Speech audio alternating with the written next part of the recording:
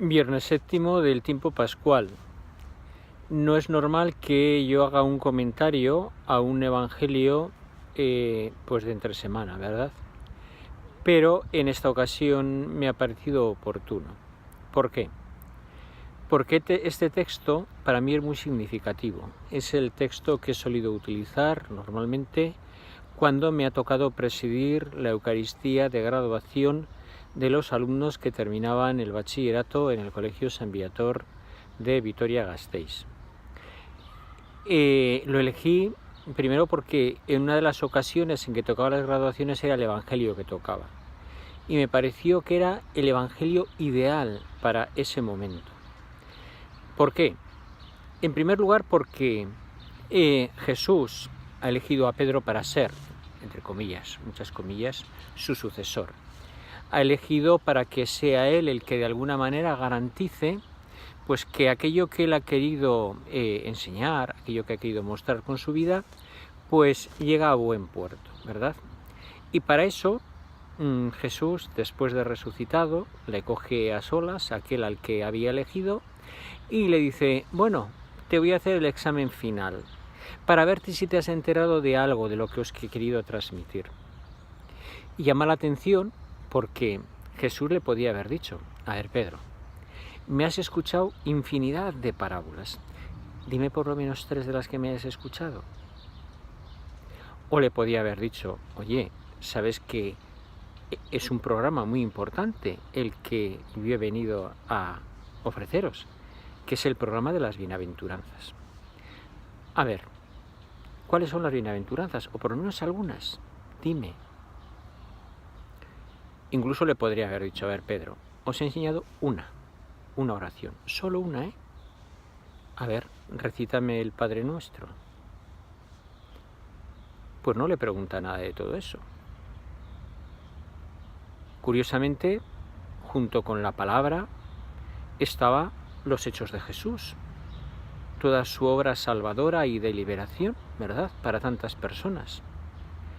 Y Jesús le podía haber dicho, a ver, Pedro, dime por lo menos cuáles son los pasos fundamentales que hay que dar para hacer un milagro.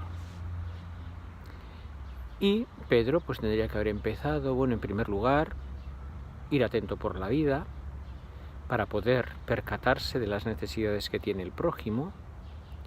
Cuando se ve a una persona en necesidad, si esa persona no se acerca, uno mismo con mucho respeto acercarse y preguntarle, ¿puedo hacer algo por ti?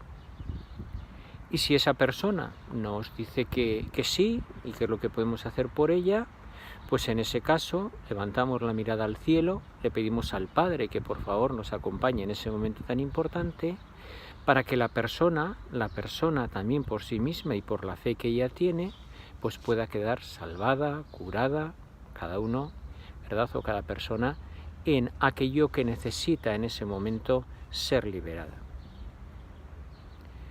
Pues la pregunta de Jesús no va ni por las teorías, ni siquiera por algunas de las prácticas tan importantes que había hecho Jesús, ¿verdad? Lo que le pregunta es algo muy fundamental, que es sobre el amor, que es lo que nos ha querido enseñar Jesús. Si tenemos capacidad de amar, esa capacidad que Dios mismo nos ha dado a cada una y a cada uno de nosotros. Es bonito ver este diálogo, es precioso. Jesús que le pregunta, Pedro, ¿me quieres más? Perdón, Pedro, ¿me amas más que estos? Y Pedro le dice, sí, sabes que te quiero. Jesús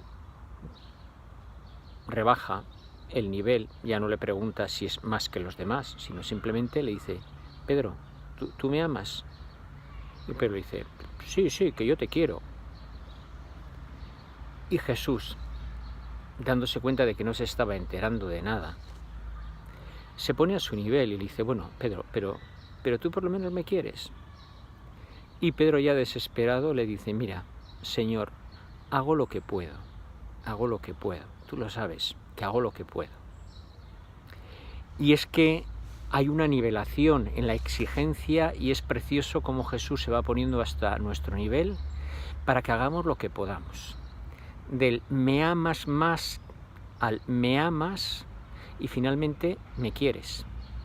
No vamos a entrar ahora en los términos griegos, lo que significa, ¿verdad? Cómo se dice el amar y cómo se dice querer y eso lo que significa. Nos da lo mismo, porque lo entendemos también en castellano perfectamente.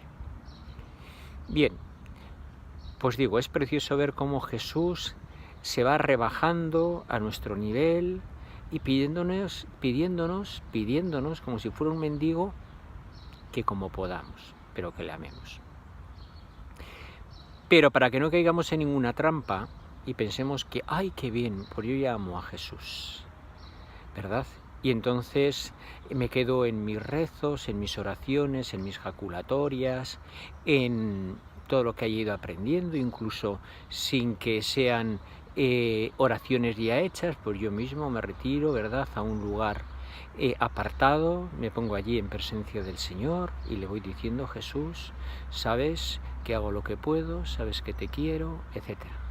Todo eso lo tenemos que hacer, Dios me libre, que nadie piense que todo eso lo estoy ridiculizando. Ese es casi punto de partida para lo que después nos pide Jesús. Porque después de cada pregunta y después de cada respuesta de Pedro, después de cada pregunta de Jesús y después de cada respuesta de Pedro, Jesús le dice, apacienta mis ovejas, apacienta mis corderos, apacienta mis rebaños, es decir, cuida del prójimo.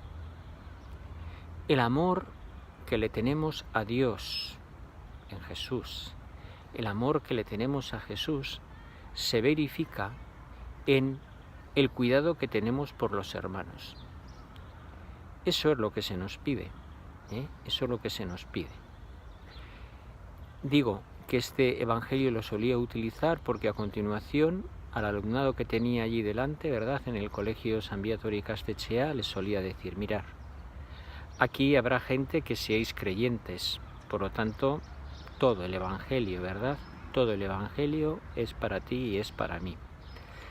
Para los no creyentes también es todo el evangelio, pero los no creyentes, si realmente os preocupáis por el cuidado del prójimo próximo o del prójimo lejano, si realmente habéis aprendido esa lección, damos por muy válido vuestra presencia, vuestro paso por este colegio y damos muy válido todos los esfuerzos que hemos hecho por educaros sobre todo con valores cristianos, el cuidado del prójimo.